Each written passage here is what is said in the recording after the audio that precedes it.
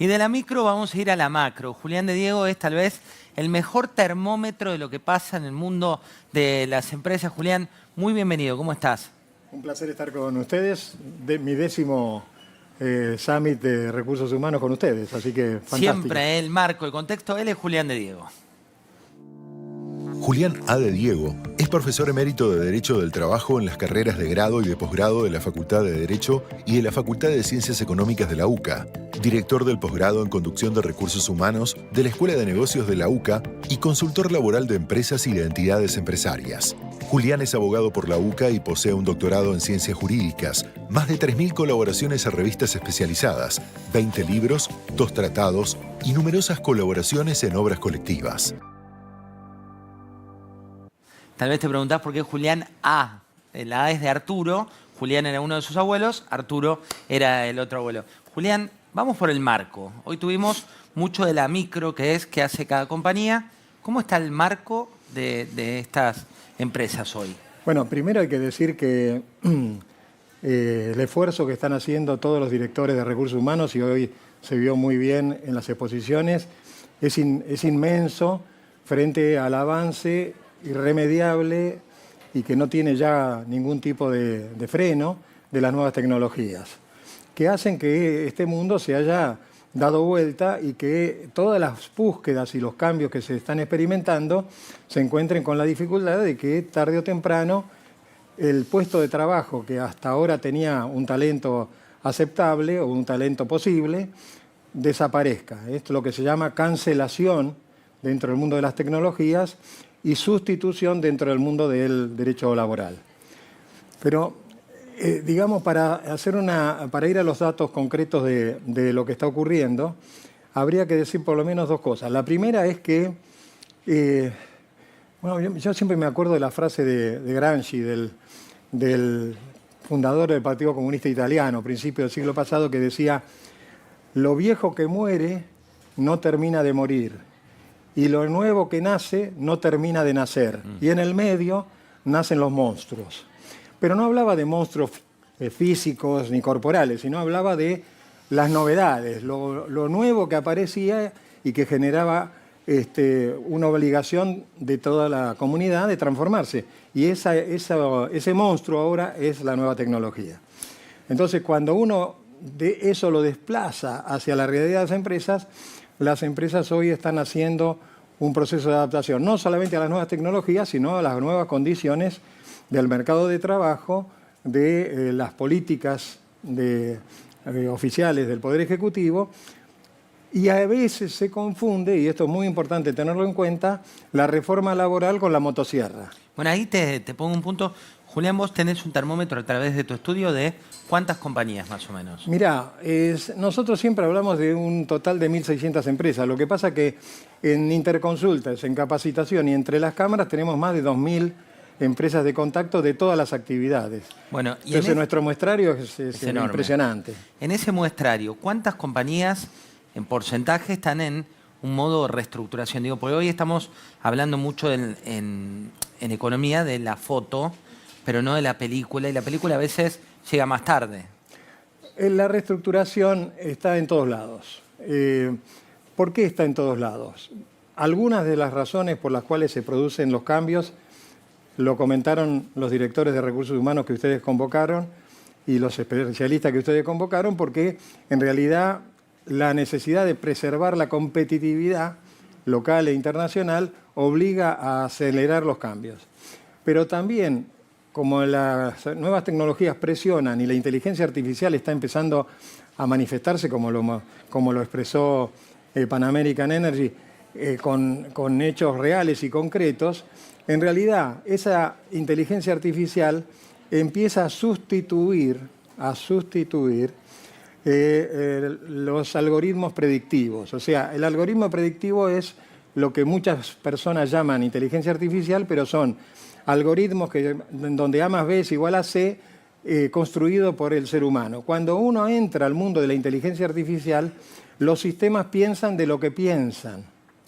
Y entonces aparece ahí que el pensamiento de un sistema se guía por la lógica y además se tiene que guiar por la ética, por la moral, Es decir, una cosa es tomar una decisión por la mente, por la inteligencia, y otra cosa es tomar una decisión humana con la participación del corazón. Y entonces los sistemas de inteligencia artificial están incluyendo también inteligencia emocional. Con lo cual, en un reciente contacto con Bill Gates, que habló de este tema en un grupo bastante cerrado, en donde yo participo, él vaticina que la inteligencia artificial va a sustituir a toda actividad humana en poco tiempo a una velocidad, claro, a una velocidad mucho mayor de lo que la gente espera. Entonces, toda la actividad económica, aún en las pymes, está en reestructuración. Si yo tengo 4, necesito 3. Si antes tenía un cajero, ahora tengo una pantalla. Si antes hacían los pedidos porque la persona venía al negocio, ahora me lo hace por vía de un WhatsApp o por vía de una página web. En fin, la cantidad de fenómenos que estaba generándose sobre el empleo produce altas y bajas todos los días que no permiten determinar si el mundo del trabajo está bien, pero sí que está en una conmoción de inestabilidad originada en esas altas y bajas. Todas las empresas del país están en proceso de reestructuración, pequeños, medianos, grandes, de distintas magnitudes en función de las características de la realidad económica, las importaciones que ahora se habilitaron. Espera, tenés el contexto global, que es este de la inteligencia artificial, y el contexto local, que es el cambio de reglas de juego. Y el cambio de reglas de juego, si uno mira, yo siempre veo Estados Unidos, España, Francia, Italia, es un fenómeno que están viviendo todos los países, al punto tal de que, por ejemplo, en un restaurante de comida rápida ya no hay ningún ser humano en los negocios en París, en Roma, en Madrid. Ningún ser humano. Es decir, vos haces el pedido en la pantalla o en la aplicación, pedís las características de lo que querés llevarte y te aparece de pronto en un boxer una caja con lo que vos pediste y te fuiste sin tener ningún contacto con una persona. Entonces, ese mundo que antes tenía los famosos crew, o sea, los famosos equipos de atención al público, el contacto humano desaparece. Esa desaparición hace que todo el mundo esté en proceso de reestructuración. Entonces, los bancos, ¿quiénes son los últimos en reestructurarse? El Estado. Y es ahí donde tenemos que asociar esto a otro problema muy importante, que es el tema de los aumentos salariales. Si me permitís, yo quiero hacer algún tipo de comentario sobre el particular, porque en este momento hay una regla impuesta por el Poder Ejecutivo de que los aumentos salariales firmados en los convenios colectivos no superen el 1%. Yo tengo comentarios a favor y en contra. A ver. Vamos a empezar por los comentarios a favor. Sí. Es decir, los convenios colectivos no los firma y los promueve el Poder Ejecutivo, ni los firma ni los promueve el sindicato. Lo firman ambas partes. Las empresas, las cámaras empresarias y los sindicatos. Y todos ellos han bajado sus expectativas de tratar de superar la inflación a seguir el IPC del INDEC, pero eso no es suficiente para producir fenómenos antiinflacionarios. Okay. Entonces, a favor, entre comillas, de lo que dice el Poder Ejecutivo, poner una expectativa de aumento salarial por debajo de la inflación es un mecanismo antiinflacionario, yo diría, de cierta eficacia, que tiene una contrapartida, y esa es la parte mala, que la mitad de la población de la Argentina, si está en blanco, seguía por el básico de convenio, si está fuera de convenio, seguía por el neto de convenio, pero lo cierto es que los convenios colectivos sirven de referencia para los ingresos. Entonces, más de la mitad de la población está por debajo de la canasta familiar básica, y cuando le hacen y se producen estos aumentos con detracción de la inflación, el dinero no alcanza para satisfacer las necesidades mínimas. Y ahí, Julián, ¿a dónde se va la gente que se va? Digo, vos contabas que en las pymes, donde hay que cubrir 3 posiciones, se cubren 2. En la Argentina, por ahí no pasa en el mundo todavía, pero a nivel Estado, sector público, hay una reestructuración muy fuerte. En este contexto, digamos, ¿cómo se contiene a la cantidad de fuerza laboral que queda fuera? Bueno, los elementos de contención, que se llaman generalmente puentes en las políticas sociales de otros países, sobre todo de los países más orientados hacia el socialismo, hacia la izquierda, en la Argentina no existen. Por lo tanto, el trabajador está librado a su suerte y estamos todos en una especie de lo que yo llamo libertad condicional. ¿Por qué? porque no tenemos la libertad de hacer lo que nos parezca. Tenemos que desarrollar nuestros proyectos en función de los lineamientos que presenta el mundo de las nuevas tecnologías, el mundo de las empresas, el mundo de la actividad lucrativa, con un futuro que es un futuro incierto, porque cada vez hay menos seres humanos comprometidos con el trabajo. Entonces, sálvese quien pueda, esa libertad condicional que tienen todos, depende del ingenio.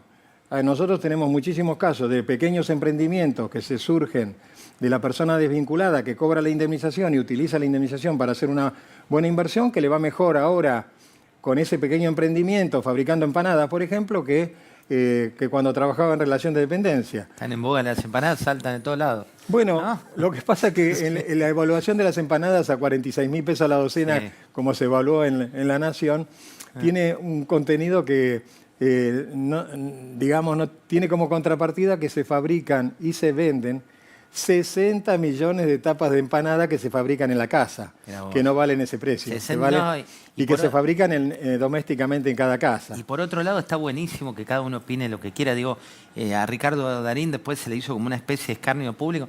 Si él compra empanadas de X precio y lo tiene como un valor de referencia, ¿no? Lo bueno de este país es que todos podemos opinar lo que querramos y cómo querramos, y no que después cuando uno habla le tiran a matar como... Pero bueno, eso es otra agenda. Sigo con la agenda laboral. Se viene una reforma laboral. ¿Y? Bueno, primero hay que destacar que el que está en mora es el Parlamento, ¿no? Es decir, el Parlamento ha tenido muy pocas sesiones, no se ha podido reunir ni ha tenido quórum para cosas básicas como el servicio, los servicios especiales, como ocurre ahora con el derecho de huelga, que convendría dedicar un párrafo, y que tiene que ver con que la reforma laboral, si se quiere discutir a fondo, tiene que ser dentro del Congreso de la Nación, porque hay que reformar la Ley de Contrato de Trabajo, que se hizo en el año 1975 con bases de la posguerra y que en esa época no existía ni el fax. Entonces, la Ley de Contrato de Trabajo en un 80% está fuera de época, está superada por los acontecimientos. Esa ley tenía un objetivo central, que era reivindicar los derechos de los trabajadores. Hoy la legislación laboral tiene que concentrar su esfuerzo en la generación de empleo. Ese esfuerzo de generar empleo lo tiene que hacer el Congreso de la Nación. Mientras eso no ocurra, el Poder Ejecutivo está tomando iniciativas puntuales. Yo lo llamo el goteo. ¿Por qué? Y bueno, primero sacó la triangulación de las obras sociales, sacó la homologación de acuerdos donde dineros recaudados a través del convenio colectivo iban con destino a las cámaras empresarias, generó un nuevo régimen modificando la Ley de Contrato de Trabajo aceptado por todo el mundo de que las propinas no son remuneración.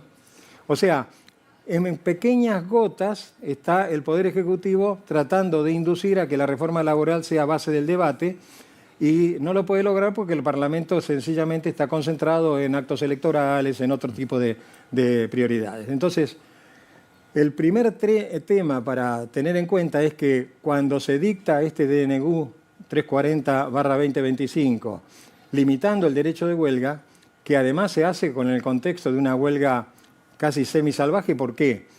Porque la huelga de Tierra del Fuego no es una huelga promovida solamente por los trabajadores, está en combinación con las empresas que están afectadas. Entonces ya ahí hay una combinación de lockout con huelga, con un engendro que puede llegar a generar trastornos importantes en la realidad de las economías. ¿Por qué? Porque el rehén es la comunidad toda, ¿no? Entonces, es muy bueno que haya tomado la iniciativa, pero ha tomado una iniciativa que es frágil, porque es vulnerable desde el punto de vista de lo que puede haber de cuestionamientos judiciales, aunque, por supuesto, este DNU tiene que seguir el procedimiento del artículo 99 de la Constitución Nacional y ser sometido a la evaluación de la Comisión Bicameral, que es la que tiene que aprobarlo o rechazarlo. Pero volviendo al punto anterior que vos planteabas, que es muy importante tener en cuenta, es que de lo que nos tenemos que ocupar en el futuro próximo es de la micro. Tenemos que prestarle atención a aquel que, haciendo un esfuerzo trabajando o cambiando de trabajo o buscando nuevas alternativas, tenga posibilidades de trabajo. Tenemos que tener una moratoria para todo lo que es trabajo clandestino, que sea muy atractiva para que el costo del empleador sea similar al costo del blanqueo y eso y el costo y el sistema que hay vigente de la ley de bases es muy complejo. Entonces, hay que articular todos los mecanismos que faciliten la posibilidad de que todo el mundo tenga una oportunidad de trabajo y en lo posible que tenga más de una opción. En la medida que haya más opciones, hay mayores posibilidades de que los salarios sean superadores. Y un último tema muy importante, con lo que ocurre con los convenios colectivos, que se están actualizando ahora con este mecanismo antiinflacionario del 1%, hay que recordar que los convenios colectivos no son el salario real, aunque en los hechos lo son para una parte de la comunidad. El salario del convenio colectivo es un salario que es superador del salario mínimo vital y móvil, pero los dos son mínimos. El salario real lo tiene que dar la competitividad, la productividad, lo tienen que dar las empresas. Por ejemplo, en la industria petrolera, el salario mínimo de la industria petrolera está en un número que representa la mitad de lo que gana un trabajador petrolero. ¿Por qué está en la mitad? Y bueno, porque el trabajador petrolero, por su valoración, Vaca Muerta y todas las demás explotaciones que tienen futuro, como es el gas, el petróleo y la generación de energía, tiene un valor muy competitivo salarial que es muy superador del convenio colectivo. Entonces, ese es el rol que tiene que cumplir el convenio colectivo. Un mínimo inderogable que sirva de plataforma para que la persona tenga ingresos superiores a eso. Y ahí es donde los convenios colectivos van a tener un rol protagónico. Yo recomiendo en este punto, y fíjate que es una recomendación un poco extraña la que voy a hacer, escuchar el mensaje de Armando Cavalieri. En La Nación del sábado hizo una nota, y después hizo una nota también en La Nación Más, muy interesante, porque una persona con las características y precedentes de Cavalieri, que es no conflictivo, que es más reposado, que sabe cuándo tiene que dictar alertas y luces amarillas y a veces luces rojas, da un mensaje de que hay que escucharlo. O sea, una de las cosas que requiere el futuro de las relaciones laborales con la presión de las nuevas tecnologías y con las dificultades que hay en los convenios y en el mercado es la escucha. Hay que escuchar lo que siente y las dificultades que tiene la gente. El mensaje de Cavalieri, el mensaje de Daer, giran alrededor de esa figura y giran también alrededor de el día que no nos escuchen, estamos en una situación que nos obliga a colocarnos en conflicto. O sea, posición muy moderada que hay que tener en cuenta. El sector empresario, por otro lado, tiene que salir de las prácticas que en el pasado le servían para activar los convenios colectivos, que eran las mismas que tenían los sindicatos, que era la inflación. Hoy todo es detraer la inflación con posibilidades del mercado, prestando mucha atención a la gente que está en ese 50% en donde los ingresos no son suficientes para la supervivencia. Bueno, hemos pasado por todo, Julián.